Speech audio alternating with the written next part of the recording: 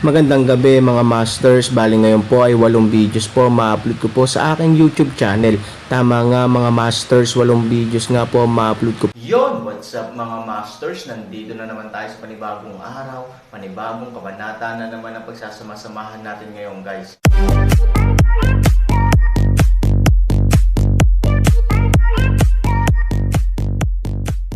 Bali mga masters, kung bago ka pa lang po sa aking YouTube channel, please click the subscribe button, lalong-lalo na po yung notification bell guys, para maging connected pa rin tayo sa isa't isa at maging updated kayo sa mga susunod ko pang video. Bali mga masters, bago natin umpisahan ng kwento ay mag-shoutout po muna tayo para sa mga solid nating tagapakinig. Shoutout kay Justin Villanueva at shoutout kay Ronald Gutierrez. Yun na nga mga masters, no? Bali hindi na ito patagalin. In 3, 2, 1, let's go!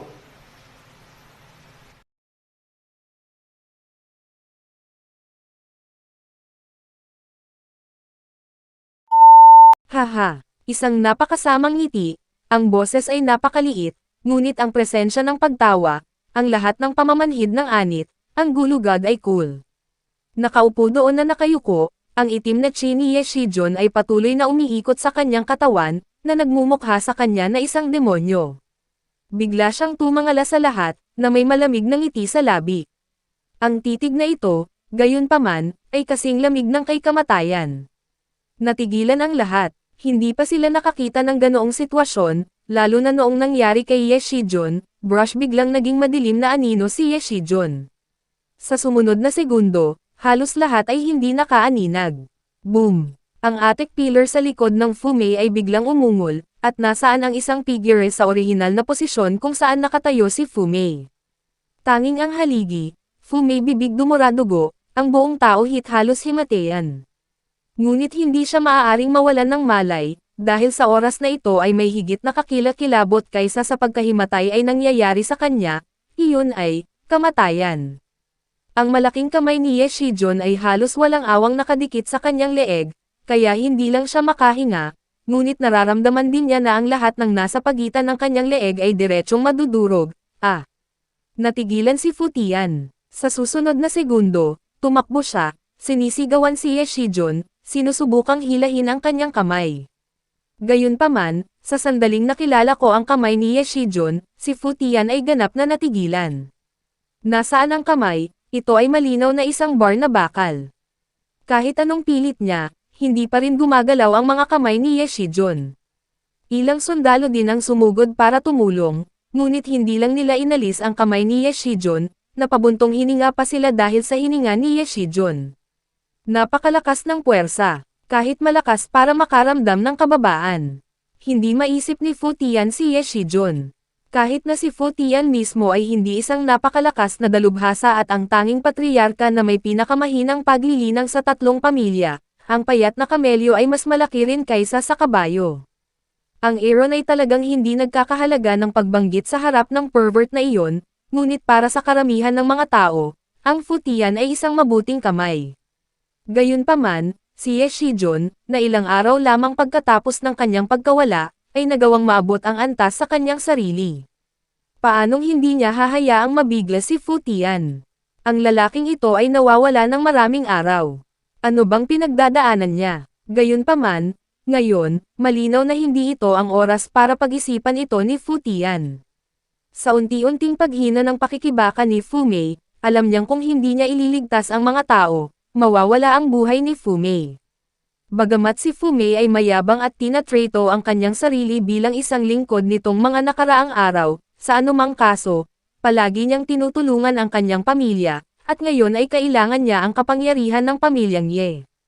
Kaya, hindi maaaring mamatay si Fu Mei. Ilagay dito, si Fu Tian ay bumangon muli mula sa lupa sa pagmamadali. Shijon, huwag maging pabigla-bigla, huwag maging pabigla-bigla. Siya si Fu Mei, siya ang asawa mo, hayaan mo, mag-usap tayo ng mabuti. Madam ang mga mata ni Ye Shijon ay pula, ang kanyang mukha ay mapatla, at isang pagngisi ang lumitaw sa gilid ng kanyang bibig. Tumingin siya kay Fu Mei, nagulat na gulat. Napangiti na naman si Yin, natalo ang mukha ni Fu Mei at dilat ang kanyang mga mata. Gayunpaman, bigla siyang hindi gumalaw, dahil sa oras na ito, isang dramatikong eksena ang nangyari. Dadadada. Lahat ay nakatingin kay Fumei. Dahil ang tumutulo sa lupa ay hindi dugo, umiyak ka ba? Ngumiti si Ye Shijun. Umiyak nga si Fumei, na may namumulaklak na peras sa mukha. Ang ilan ay umiiyak dahil sa nalalapit na takot sa kamatayan, ngunit may mga luha rin na dala ng sakit ng katawan. Sa oras na ito, lahat sila ay pinagsama-sama. Ngunit malinaw naman, ang mga luhang ito ay hindi sapat upang pamatak sa lupa sa pamamagitan ng kanyang katawan, hihi ito. Gayunpaman, sa oras na ito, wala siya sa mood na alalahanin ang mga iyon, lalo na ang tungkol sa eksenang nakita ni Fu Tian at ng isang grupo ng mga sundalo walang lakas sa kanyang mga mata, tanging mapagpakumbaba at nakakaawa. Shijun, hindi na komportable si Fumei. Hayaan mo muna. Isang malamig na ngiti ang ibinigay ni Ye Shijun at hindi pinansin si Fu Tian. Tumingin lang siya kay Fumei at sinabing, bakit, nagmamakaawa ka ba? Ang leeg kahit huminga ay hindi na, huwag magsalita, sa oras na ito ng Fumei ay tumanggaw lamang, tulad ng pagbuhos ng bawang, ang tindig ay napakababa umamin ng isang pagkakamali humingi ng awa, hahahaha nakita ang hitsura ni Fumei, Ye Gotcheng tumangala at tumawa ng malakas. Biglang huminto ang boses, tinitigan niya ng masama si Fumei, at uminom ng marahas, hindi. Hindi ka ba kadalasang mayabang? Hindi mo ba kadalasang mataas ang tingin mo sa sarili mo? Hihingi ka ba sa akin ng awa? Sa iyong mga mata, ako. Oo Shijun. Anong mga kwalifikasyon ang mayroon ka para humingi ng awa? Sa kanyang galit na boses, biglang lumakas ang kanyang kamay. Ang mukha ni Fumei ay mas hindi komportable, at ang dugo ay umaagos mula sa sulok ng kanyang bibig, ang mundo ay pantay, ang pamilya at lahat ay maunlad. Kayo ay mag-asawa kung tutuusin, kayo. Mag-asawa umutot, uminom si Ye Shijun sa malamig na boses at direktang pinutol ang mga salita ni Fu Tian. Bahagyang nakapikit ang kanyang mga labi at malupit ang kanyang mga mata, akala ko ba asawa ko siya? Akala niya ba asawa ko ako? Sa kanyang mga mata, isa lang akong mas mataas na aso na nagpapatayo sa kanya, tama ba ako? Fumei. Napakamot ng ulo si Fumei, at ang kanyang mga mata ay puno ng malungkot na paghingi ng awa, si Mayor ay talagang spoiled. Hindi kasi namin napag-aralang mabuti ang aming pamilya, ngunit alam niyang mali siya. Babaguhin niya ito. Tulungan ang araw na balisa na puno ng pawis, pagbabago. Isang malamig na ngiti ang ibinigay ni Ye Shijun. Ano ang maaari kong gawin para mapalitan ito? Matagal na kaming kasal. Ilang beses ko na bang hinawakan ang asong ito? Sa tingin mo malinis siya. Ngunit siya ay nasa labas, at lahat ay maaaring makakuha sa kanya. Isa lang akong aso sa kanyang power control hands. Call and wave. A woman who do her best is in charge of my private affairs here. Kung papatayin niya ang babae ko, hindi siya dapat mamatay. Sino ang dapat mamatay? With na. Malamig na tumingin si Ye Shijun kay Fu Tian, ibinaba ni Fu Tian ang kanyang ulo at hindi makasagot. He was speechless. Well, dahil pinatay mo lahat ng babaeng ito, mapapalitan mo sila. Dahil sinasabi mong mag-asawa na. Sa sandaling bumagsak ang boses, biglang nahulog si Ye Shijun sa kanyang kamay, at ang buong katawan ni Fumei ay nataman ng husto sa lupa. Bago pa siya magmuni-muni, sumugod na si Shijun, sa weekdays, para kang patay na aso. Ngayon, gagawin kitang totoong patay na aso. Panipi, his. Sa mabangis ng ngiti ni Ye Shijun, bigla niyang hinubad ang kanyang pantalon. Si Fu Tian at ang iba pang tao ay hanggal. Nang makitang galit na galit si Ye Shijun, akala nila ay papatayin niya si Fumei, ngunit. Anong tinitingin-tingin mo? Sumama sa akin ang lahat sa ibaba. Pagkainom niya ng malamig na tunog, inalis niya ang kanyang ulo at nagmamadaling bumaba kasama ang lahat. Walang pinapayagang pumunta. Ye Shijun malamig na boses ng isang inumin, likod sa pagitan ng mga mata galit tao araw, hayaan ang lahat ng mga tao para sa ito ay hindi maaaring makatulong sa ginaw. Ngunit ito, nagulat si Fu Tian kaya napahiya siya. Pero ngumisi lang si Shijun, who dares to move, die. Sa isang salita, nabigla muli ang lahat. Kung sasabihing dati ay hindi gaanong kinukuha ang mga salita ni Ye Shijun bilang mga salita, ngayon, natatakot ako na walang handang lumabag sa kanyang intensyon, dahil walang sino man dito ang nagdududa na kung talagang maglakas loob silang kumilos, tiyak na papatayin ni Ye Shijun, sa kanila nang walang pag-aalinlangan. Kung titignan mo ako at titignan kita, walang maglalakas loob na gumalaw. Fu Tian rin para sa isang mahabang panahon, gusto lang magsalita, ngunit sa oras na ito Ye Shijun ay walang bagay. Sa pagtalikod ni Ye Shijun, hindi nagtagal ay umalangaw-ngaw ang matinis na sigaw ni Fu Mei sa itaas, at ang buong ikatlong palapag ay nalaglag din ng alikabok dahil sa patuloy na panginginig ng boses. Pata! Maraming alikabok ang bumagsak sa ulo ni Fu Tian, ngunit sa oras na ito, nakapikit at hindi gumagalaw ang mga mata ni Fu Tian. Sa pakikinig sa mahina ngunit nakakabagbag damdaming sigaw ni Fu Mei, maging si Fu Tian, na noon pa man ay walang awa, ay hindi maiwasang makaramdam ng kaunting kilig. Nakakalungkot, masyadong malungkot, wala siyang isip na pangasiwaan ang alikabok at maruming katawan.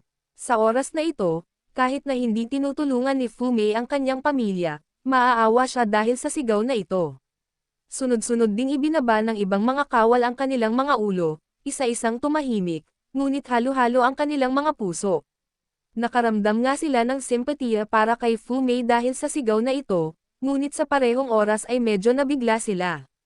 Si Ye Shijun, na noon pa man ay medyo duwag, ay parang isang nagising na leon. Hindi, dapat siya ay isang nagising na dyablo. Ngunit sa anumang kaso, sino ang nangahas na gumawa ng higit pa? Bagamat talagang nahawakan ni Fu Mei ang imperial na plataporma sa mahabang panahon, walang nakakaalam kung sino ang tunay na pinuno ng lungsod. Higit pa rito, ito ay isang family affair sa pagitan ng mag-asawa.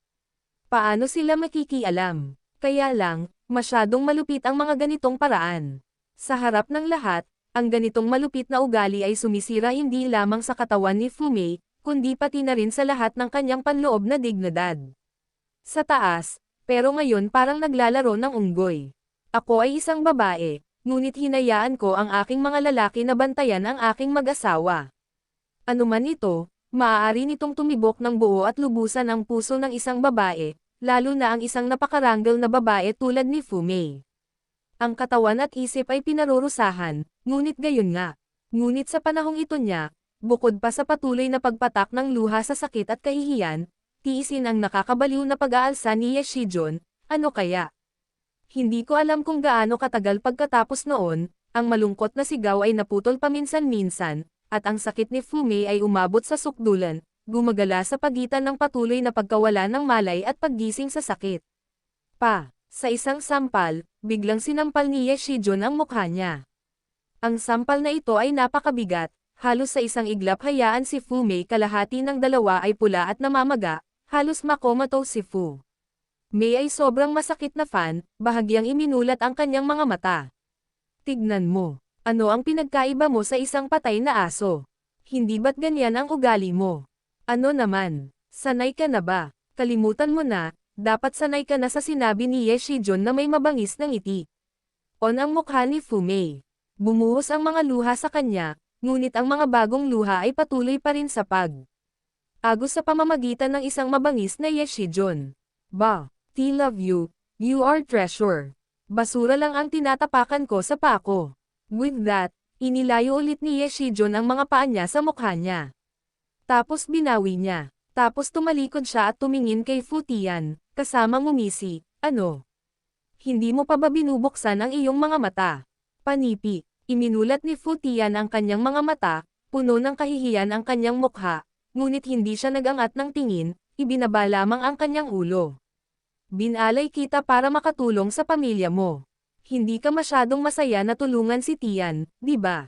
Mahinang sabi ni Ye Shijun. Sa mga salita ni Ye Shijun, agad na tumingin ang mga sundalo kay Fu Tian. Ngayon, ang ugali ni Fu Tian ay napakahalaga.